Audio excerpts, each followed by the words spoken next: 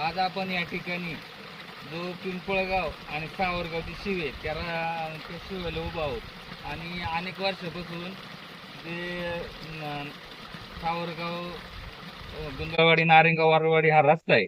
त्या रस्त्याला जो सरपंच स्वपन शेठ सुंदरराव खांगे यांच्या वस्तीकडे जाणारा त्या ठिकाणी 5-50 घरांची वस्ती आहे. आणि ते वाणी परिवार असेल, कुळवे परिवार असेल, जेटगुले असेल किंवा वरती परिवार या ठिकाणी वडगाव ठाणीची अवस्था वाट लागलेली आहे. आणि याकडे शासनाने गांभीर्यपूर्वक लक्ष देऊन या ठिकाणी काँक्रिटीकरण झालं पाहिजे. अनेक वेळेला सरपंच बाळासाहेब नानांनी यासाठी प्रयत्न केले, परंतु थोडासा रस्ता झालेला आहे अर्धा किलोमीटर. दोन डांबरी रस्ता आहे त्याच्या उत्तर साईडला, परंतु त्याच्या पुढचा रस्ता काही झालेला नाही. आणि आज या ठिकाणी अशी अवस्था आहे, जिथे शाळकरी मुले शाळकरी मुलांना शाळेत जाण्यासाठी सुद्धा रस्ता उपलब्ध राहिलेला नाही. म्हणजे रस्त्याची अतिशय दुर्दशा झालेली आहे. आणि मी प्रशासनाला या निमित्ताने विनंती करतो, या ठिकाणी तहसीलदार सरांनी प्रत्यक्ष येऊन पाहणी केली पाहिजे आणि तात्काळ या रस्त्याची म्हणजे निधी टाकून आणि सध्या लगेच त्याला मुरम वगैरे काही टाकून या नागरिकांना जाण्यासाठी रस्ता उपलब्ध केला पाहिजे, अशी आमच्या सरपंच नानांची मागणी आहे प्रामुख्याने. सरपंच नाना असतील किंवा अनेक परिसरातली शेतकरी नदी काठची शेती, आता यांची वस्ती सुद्धा नदी काठीच, परंतु त्या ठिकाणी देखील मोठ्या प्रमाणात शेती वाहून गेलेली आहे. आपण आहे वडगाव साणी आणि सावरगाव पिंपळगावच्या बॉर्डर उभे आहोत, परंतु या ठिकाणी देखील कालच्या पावसाने प्रचंड मोठ्या प्रमाणात त्याची पाटबंधारे व्हायची. आताच सरपंच नानांनी बोलता बोलता सांगितलं, त्यांना 4 वेळा त्यांनी नानांनी सांगितलं होतं फोन करून की पावसाचा जोर मोठ्या प्रमाणात आहे आणि पाणी सोडा म्हणून, परंतु त्यांनी काही दुर्लक्ष केलं आणि ते कागदावर जातात.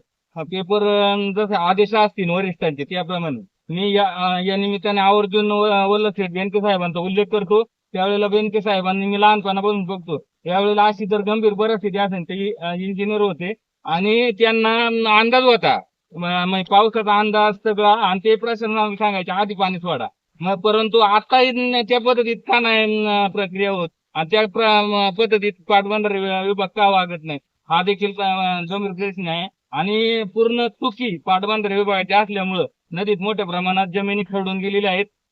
काल देखील त्यांना आम्ही संपर्क केला होता ज्ञानोर साहेबांचा, आणि नवीन तहसीलदार साहेब आलेले आहेत रणजित भोसले सर, यांना देखील मी ह्या नुकसानीची पिंपळगाव परिसर असेल, गुंजवाडी परिसर असेल, सावरगाव, वडगाव ठाणी, आरवी या परिसरात मोठ्या प्रमाणात नुकसान झालेले आहे. आणि त्या नुकसानीचे आत्ताच येता फ्लावरिंगचे पाहिले, अक्षरशः फ्लावर चढून गेलेले आहेत.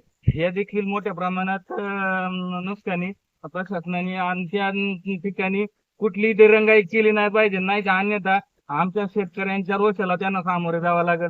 काल देखील पंकज वराड यांनी त्या ठिकाणी सांगितलं होतं की एवढा मोठ्या प्रमाणात पाऊस देखील असताना पाटबंधारे विभागाने पाणी सोडलं नसल्यामुळे आमच्या श्रीराम मंदिराच्या पायथ्याचं पाणी आमच्या स्मशानभूमीत पाणी फिरलं होतं. हे देखील दुर्दैव आहे आणि सुदैवाने कुठली जीवित हानी झाली नाही.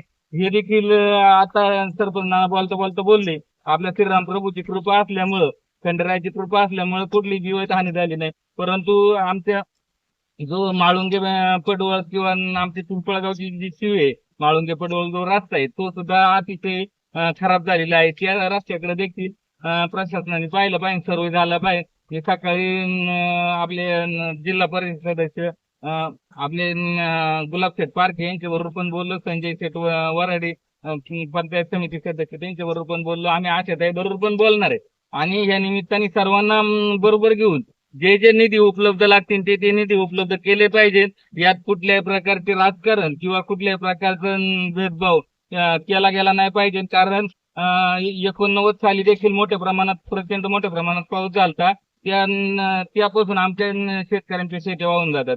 2005 ला देखील मोठ्या प्रमाणात पाऊस झाला, त्या ठिकाणी आमच्या नदीच्या कडेच्या काठच्या शेतकऱ्यांच्या शेती वाहून गेलेल्या होत्या. प्रचंड मोठ्या प्रमाणात आम्ही त्यावेळेस संघर्ष केला होता, परंतु तुटपुंजीनं नुकसान भरपाई काही शेतकऱ्यांना दिली, काही शेतकऱ्यांना दिलीच नाही. आता देखील आता मला काल तहसीलदार सरांनी सांगितलेलं आहे, या तुमच्या नुकसान आहे त्याची स्पेशल केस म्हणून मी त्याकडे बघेन आणि त्याचा पंचनामा लक्षपूर्वक करेन, हे देखील तहसीलदार सरांनी सांगितलेलं आहे. परंतु मी जाता जाता एवढं सांगेन का हा जो रस्ता आहे, आपण या रस्त्यावर उभं आहे, या रस्त्याला खाली वस्ती वाणी परिवार असेल, खानगे परिवार असेल किंवा अनेक ग्रामस्थ या ठिकाणी राहत आहेत. यांना तात्काळ तर ह्या नुकसानीला आहे ना, यांनी आपल्या सरकारने आहे ना तात्काळ पंचनामे करावेत आणि लोकांचं काय गांभीर्य काय मदती असतील त्या तात्काळ त्यांनी कराव्यात हीच माझी विनंती आहे.